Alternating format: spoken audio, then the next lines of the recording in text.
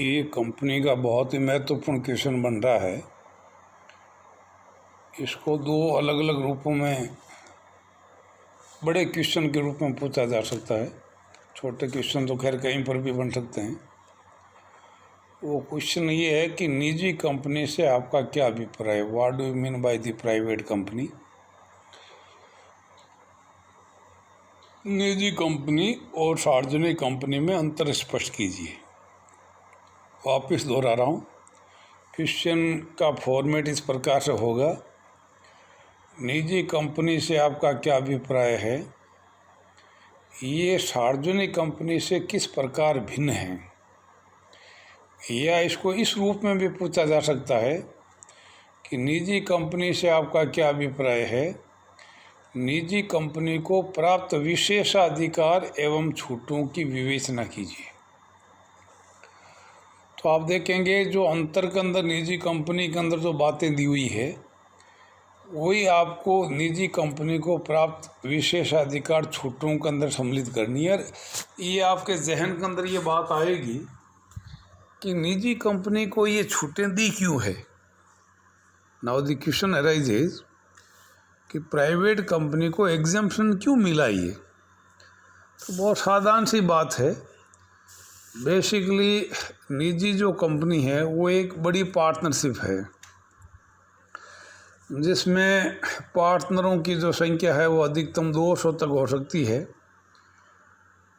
और आपको जानकारी है कि निजी कंपनी अपने स्वयं के सदस्यों के द्वारा, रिश्तेदारों के द्वारा अपने स्वयं को पूंजी जुटानी पड़ती है। वो निजी जनता से वो पूंजी प्राप्त नहीं कर सकती।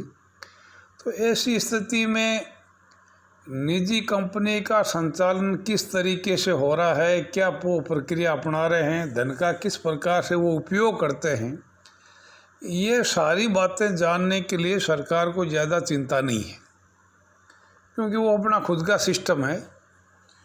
तो इसलिए कानून की और कंपनी लॉ की ये मंशा रही है कि भाई निजी कंपनी को और निजी कंपनी के द्वारा किसी कारोबार को संचालित करने के लिए ज़्यादा बाधाएं नहीं होनी चाहिए, क्योंकि उसमें जनता का धन नहीं है बल्कि निजी स्तर पर धन की व्यवस्था करनी पड़ती है। तो मूल थीम पर अपन आ रहे हैं।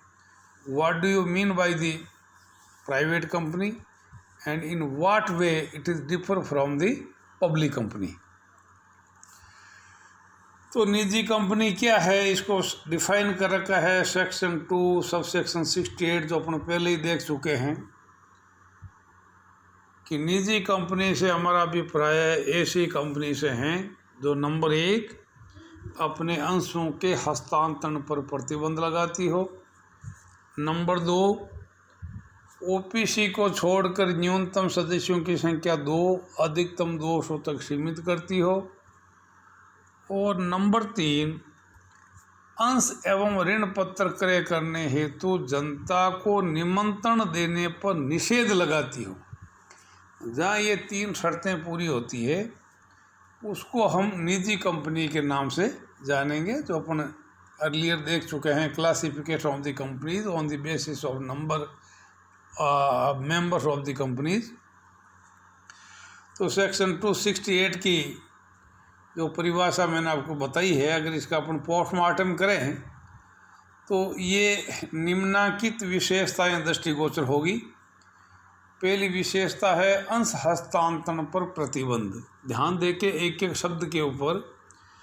अंश हस्तांतरण पर प्रतिबंध, restriction over the transfer of shares.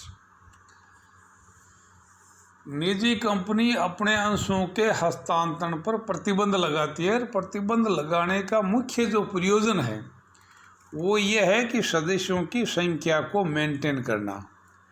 कारण ये है कि यदि सदस्यों की संख्या जो मिनिमम और मैक्सिमम से लिमिट दे रखी है, यदि ये संख्या क्रॉस कर जाती है तो निजी कंपनी को प्राप्त समस्त प्रकार की विशेषाधिकार एवं छूटें समाप्त हो जाएगी। इसलिए वो अपने अंतर्नियमों के द्वारा on behalf of the article of association अपने अंशों के हस्तांतरण पर प्रतिबंध तो लगाती है, परंतु निषेध नहीं कर सकती, प्रोहिबिशन नहीं कर सकती।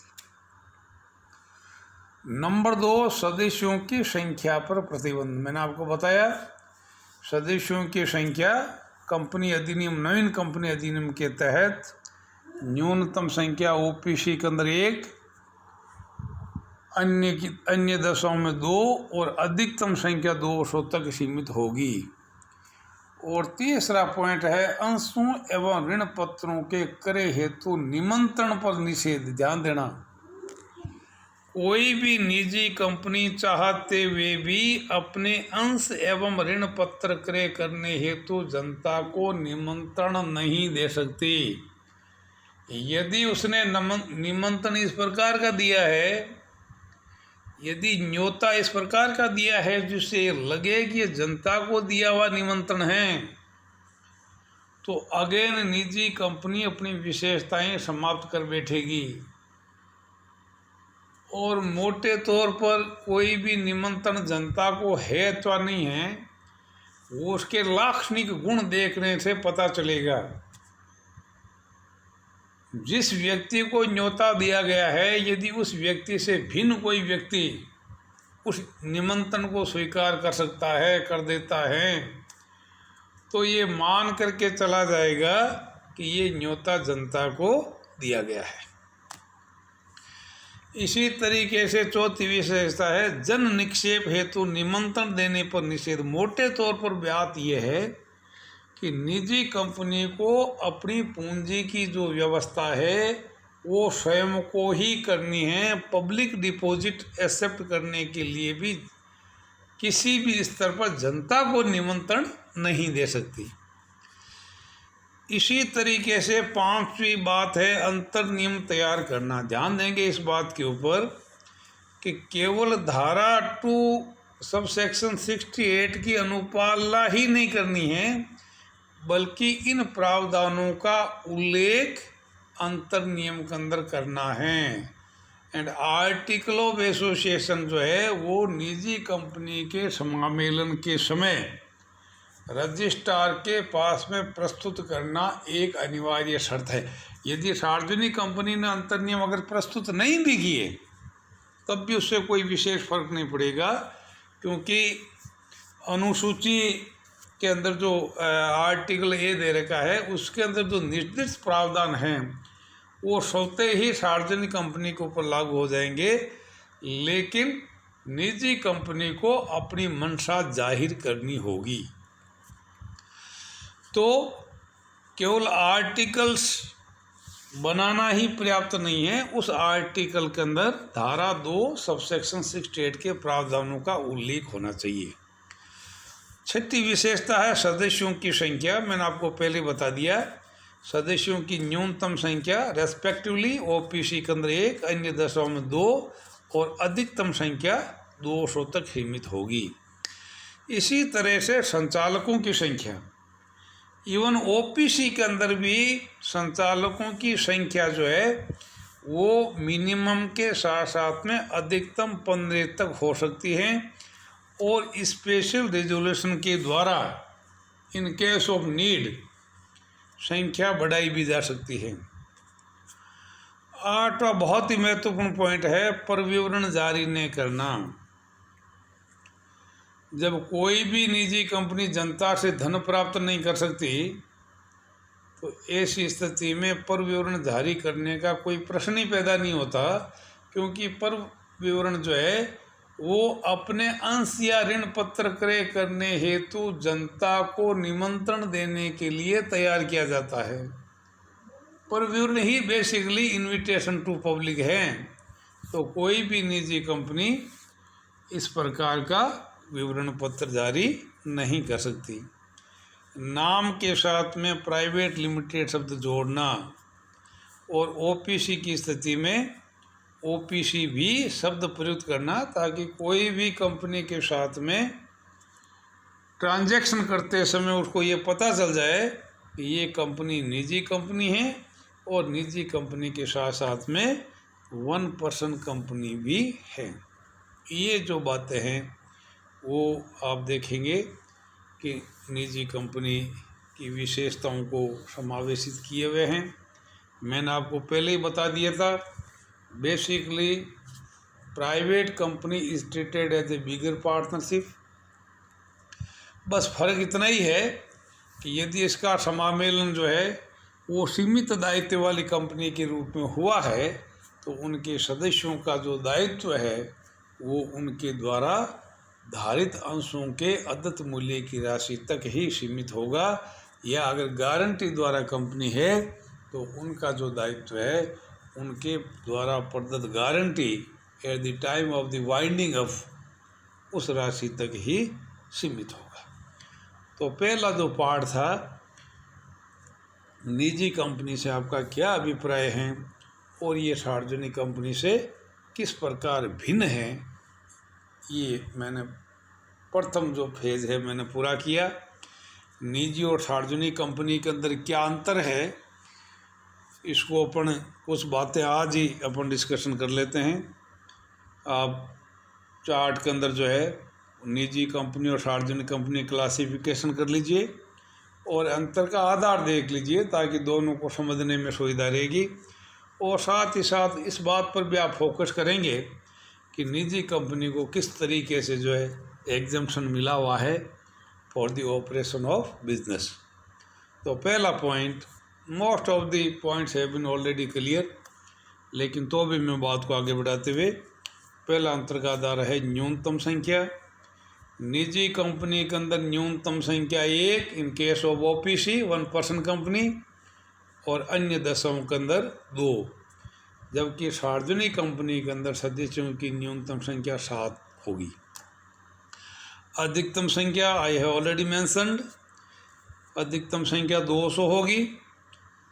ओपीसी का बार बार उल्लेख करने की आवश्यकता नहीं है, ओपीसी के अंदर न्यूनतम और अधिकतम संख्या 1 ही रहेगी। संचालकों की संख्या कम ज़्यादा हो सकती है लेकिन सदस्यों की संख्या 1 ही होगी। लेकिन अन्य दशाओं में निजी कंपनी में अधिकतम संख्या 200, सार्वजनिक कंपनी के अंदर कोई लिमिट नहीं है, इन्फिनाइट कितनी भी सदस्य संख्या हो सकती है। अंतर्नियम article of association, again I have already mentioned, in case of private company it is essential condition. अंतर्नियम हर स्थिति के अंदर आपको प्रस्तुत करना होगा, लेकिन सार्वजनिक कंपनी के अंदर जो है वो अगर अंतर्नियम प्रस्तुत नहीं किया है तो निर्दिष्ट शर्तें स्वतः ही लागू होगी। अंतर्नियम में परिवर्तन, alteration in the article of association, निजी कंपनी के अंदर सभी सदस्यों की सहमति से अंतर्नियम के अंदर परिवर्तन किया जा सकता है, जबकि सार्वजनिक कंपनी के अंदर विशेष प्रस्ताव on behalf of the 3/4 majority विशेष प्रस्ताव पारित करके अंतर्नियमों में परिवर्तन किया जा सकता है। Basically it is Altered association, article of association. Company अगर चाहें तो इसके निर्दिष्ट प्रावधानों के अंदर कंपनी अधिनियम में निर्दिष्ट प्रावधानों के तहत परिवर्तन किया जा सकता है। दूसरे शब्दों में